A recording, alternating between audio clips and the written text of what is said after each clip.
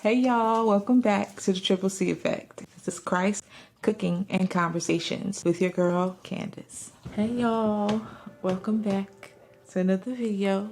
I was listening to Crystal Evans Hurst, and it was a video on YouTube called Write It Down. Because she was like, don't let things die on the vine. Write it down. So one thing that she had said in the video was that you can learn from your life. You can learn from who you were 10 years ago, the child in you, the teenage you, the 7-year-old girl who had dreams, what you did and didn't do. She said, if you don't ever look back, you won't remember who you were, what you wanted, or what God wanted for you. You will forget. And she was talking about the Israelites, and she said, the greatest problem with the Israelites is that they kept forgetting. And then as she was saying that, I heard, don't forget who God created you to be. And God was just speaking to me. He was just like, don't take too long rediscovering who you already know you are. Just be who I've created you to be. The things you love and like to do isn't by accident. God created you with those desires and with those dreams for you to live them, not just to die with them. I think as people, we get so caught up in things that we forget who we are, what we actually love to do, and to just play things safe. If God wanted us to live a safe life, why would he create faith? And so I was listening to a podcast the other day called The Basement with Tim Ross.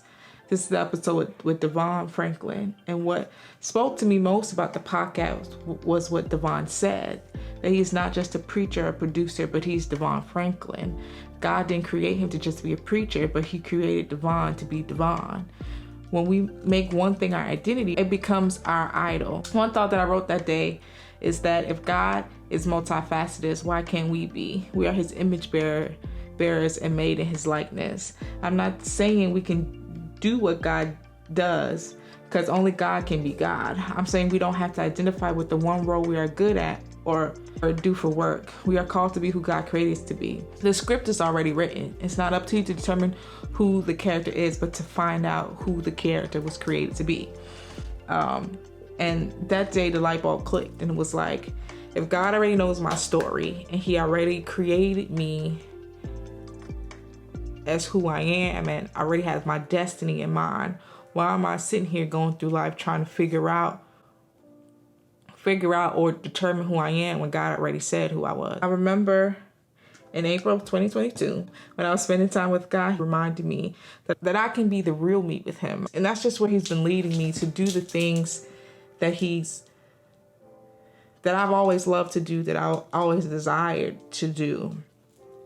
Oftentimes we get so invested in the one thing that we love, we forget about all the other things that we love. I think people are always looking for their purpose in life. I believe that your purpose is to be you, to be who God created you to be. And that's something else I thought about the other day, was that how God created everything. He created the waters, the land, the animals, and the trees, the bugs, everything. Like, so the way that I'm thinking about it is kind of like a lion can only be a lion, right? It has no other role but to be a lion, to be a lion. And God made people, right? But he created us to do so much more. Like, there's no limit to God and what he can do through us and in us. For real. Why limit yourself? Maybe we limit ourselves because we limit God. Now that's a question. Do we limit ourselves because we limit God? For real. Y'all need to comment down below. Thank y'all for watching. Like, share, comment, and subscribe. Peace.